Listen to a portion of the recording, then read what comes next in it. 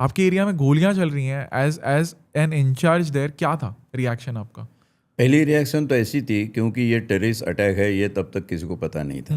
पूरी रात 26/11 की बीतते बीतते 12-1 बजे 2 बजे ये पता चला कि इसकी इंटीग्रिटी कितनी ज़्यादा है और कितना मैसिव ये है। अभी हम 26/11 पे आते हैं, बिकॉज आपने एक बहुत इंपॉर्टेंट रोल प्ले किया है उसके अंदर। You were the whistle blower, क्योंकि जो अटैक्स हुए थे जिस तरह से, एक तो पहली बात उसने पूरे मुंबई को बदला, सिविलियंस के माइंडसेट को बदला, डिफेंस के माइंडसेट को बदला, कंट्री के माइंडसेट को बदला। करेक्ट। उसके बाद से मुंबई, मेरे हिसाब से मुंबई पुरानी वाली मुंबई नहीं रही जो डरती है। Right, we all stand with each other.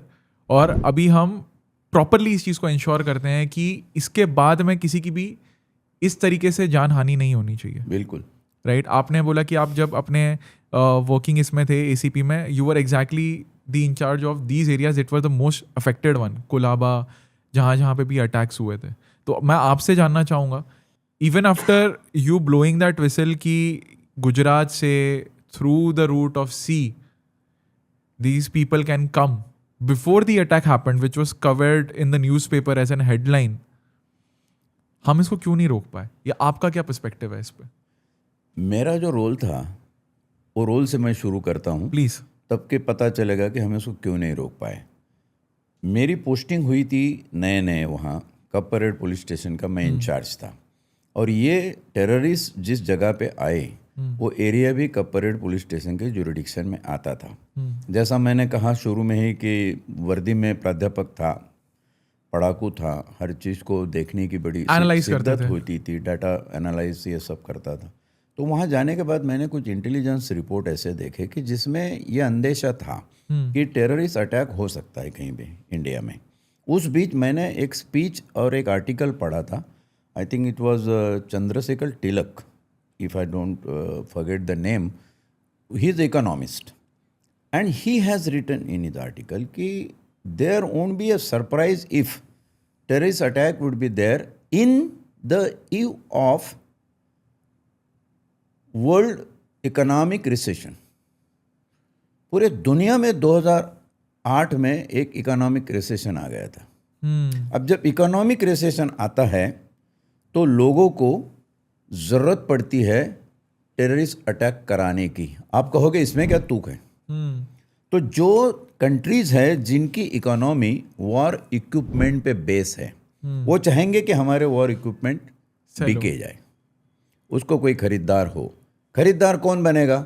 जहाँ टेररिस्ट अटैक हुए, अभी 26/11 की बात ले लो, 26/11 के बाद में हमने कितने हज़ार CCTV कैमरेज पूरे कोस्टल एरिया को कवर करने के लिए लगाए। ये सारे कैमरेज और ये सारे इक्विपमेंट हमने कई बढ़िया डिवाइस खरीदे, वेपन्स खरीदे। डिफेंस का पूरा बजट ही चेंज हो गया ना? डिफेंस का पूरा बजट चेंज हो गया।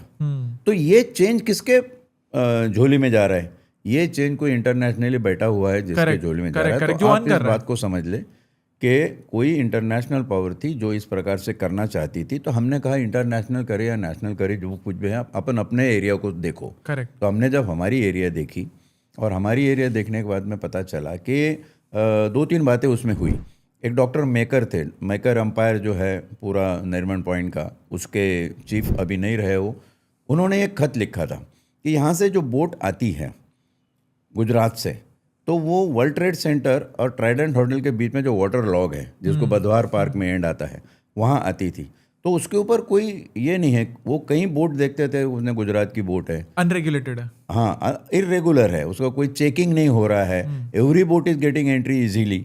तो ये नहीं होनी चाहिए। तो नॉर्मल सा ये था, मेरा वैसे कोई समझ नहीं आता था, क्योंकि land and water is different. I had no jurisdiction in water and land जो है वो बात करनी थी। फिर भी मैंने उसको इस मामले से जोड़ा, फ्लैग कर दिया। ये जो IB के रिपोर्ट्स का डाटा एनालिसिस था, उससे मैंने इसको जोड़ा कि शायद ऐसे पॉसिबिलिटी हो सकती है। तो हमने एक लेटर लिखा नेवल कमांड को। लेटर लिखने से पहले मैं जानता था मेरी रैंक सीनियर इंस्पेक्टर की थी, कमिश्नरेट रैंक का ऑफिसर चाहिए था, तब मैं ACP नहीं हुआ था। तो मैंने नोटिंग लिखकर मेरे डिप्टी कमिश्नर को नोटिंग भेजी। बाद में सबको, सारे higher of additional CP, joint CP, CP सबके पास में वो नोटिंग गई, और उसमें था कि भाई ऐसा ऐसा लेटर आप साइन करके भेजो। तो हमारे डिप्टी कमिश्नर जो थे उन्होंने कहा कि पूरी मेहनत और पूरा जो सुपरवाइजिंग और पूरा सर्वे जो है वो आपने किया है तो आप ही लेटर लिख दो। तो हमने वो एक लेटर लिख दिया नेवल कमांड को कि ऐसा ऐसा हो सकता है, kindly instruct the coast guard and your naval command to see that ऐसा इलीगल एंट्री से कोई एंटी सोशल या एंटी नेशनल एलिमेंट नहीं आए। That was the word use in the letter. उसमें टेररिस्ट अटैक होने वाला, टेररिस्ट अटैक कब होना, ऐसा कोई नहीं था। But later on that letter become whistle blowing, people started calling it because it was not given attention as it should have been given. Severity पे ध्यान नहीं दिया गया उसका। हाँ, ध्यान नहीं दिया या फिर उसकी महत्ता को समझे नहीं। देखो, सिस्टम में दो तरीके के फॉल्ट है, जानबूझ के नहीं ये करना या उसको परसेप्टिवली लेना ही नहीं कि भाई क्या जरूरत है, अभी ठीक है देखेंगे करेंगे सोचेंगे, correct. ये बात होती है। इमीडिएट प्रॉब्लम नहीं है, इमीडिएट प्रॉब्लम नहीं है, तो उस बात के वजह से वो रह गया। अब जब अटैक हुआ उसके बाद में सारी चीज़ें एकदम विस्तार से सामने आई और ये तो कॉन्फिडेंशियल करस्पॉन्डेंस था, मैंने जो किया था वो that was not to be diverge anywhere. लेकिन किसी ऑफिस से वो मिसशिप हुई और इस लेटर को मीडिया में रिलीज़ कर दिया कि there was a officer who has return, लेकिन किसने ध्यान नहीं दिया। अगर इस लेटर पे ध्यान देते तो शायद हम 26/11 को रोक सकते। तो ये अभी मीडिया को खुराक चाहिए, उनको कोई तो नया एलिमेंट कुछ ना कुछ चाहिए था, उन्होंने वो हिसाब से कर दिया। And full day my face was on TV screen और वो चल रहा था, इन्होंने ये किया वो किया। बाद में वो बात रही धूल में जमा हो गई। लेकिन वो बात थी कि टेररिस्ट वहाँ से आए, उनको भी ये पता था। हमें कहीं ना कहीं हमारा इंटेलिजेंस फेल्यूर समझना होगा। और जैसे आपने कहा कि पूरे डिफेंस, पूरे पुलिस, सारे दायरे बदल गए, वैसे इंटेलिजेंस का दायरा भी बहुत बड़े पैमाने पे बदल गया 26/11 के बाद में। और कॉमन आदमी जो एकजुट होकर सामने आ गया, जब उन्होंने देखा कि पुलिस ऑफिसर इतने हताहत हुए, ज़्यादा संख्या में पुलिस ऑफिसर मारे गए, लेकिन एक जिंदा ह्यूमन बॉम्ब जिसको हम कहे कसाब नाम का, वो पकड़ा गया। That's a world history. और पाकिस्तान का हाथ था। That is the skill of my investigating officer Ramesh Mahale बोल के जो ऑफिसर है जिसने ये इन्वेस्टिगेशन किया, उसने वो एस्टेब्लिश किया। तो ये जो बाकी की बातें जो बाद में हुई है वो बहुत ज़्यादा इम्पॉर्टेंट है। इससे कि अगर शुरू में क्या कर सकते, शुरू में डेफिनेटली हम कुछ ना कुछ कर सकते थे। कॉमन आदमी को समझने में वक्त लगा कि ये टेररिस्ट अटैक है या वॉर है। इतने साल, 17 साल के बाद भी अगर आज मुझसे कोई पूछे तो मेरे सामने वो सारे नज़ारे और मैं एक ही वर्ड में कहूँगा कि it was not a terrorist attack, it was war thrashed on Mumbai. Why Mumbai was chosen? क्योंकि मुंबई की कोई भी हेडलाइन दुनिया के पेपरों की हेडलाइन हो जाती है। और मुंबई को हिला दिया तो पूरी दुनिया को हिला दिया, इंडिया को तो हिला ही दिया, भारी दुनिया को हिला। That was the message they wanted to give. Final जो प्लान था, every terrorism has a business plan and every business has a terrorist plan, ये विज़ाविज़ चलता रहा, वो साइकिल चलता रहा। मतलब मेरी जो आदत थी कि हर चीज़ को जब जानना है, समझना है, तो इसका ग्रैंड डिज़ाइनिंग समझ लो।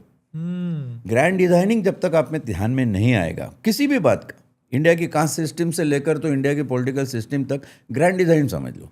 जब ग्रैंड डिज़ाइन समझ में आ जाता है तो आपको वो डाटा एनालिसिस में कनेक्शंस करने को इजी पड़ जाता है।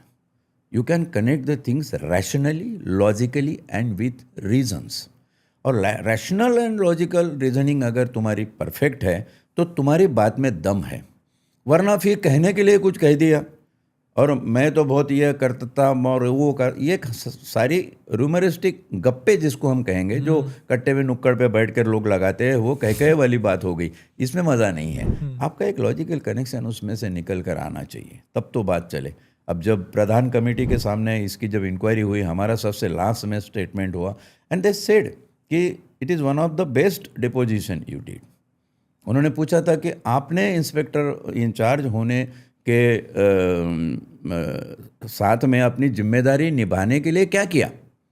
मैंने कहा sir, basically problem was not on the land, I was talking about problem with in the water.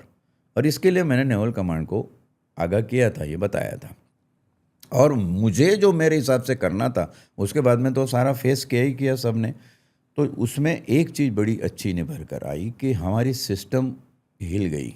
System को समझ में आ गया कि अभी हमें रिवैम्पेशन करना चाहिए। We must recreate something new. और एयरफोर्स जैसा फोर्स बना, ये सारा रिक्रिएशन उसके बाद में हुआ और पब्लिक के ध्यान में आ गया कि police can face not only terrorism but a war, sacrificing their heroes like Karkare and Omble, and they caught one live bomb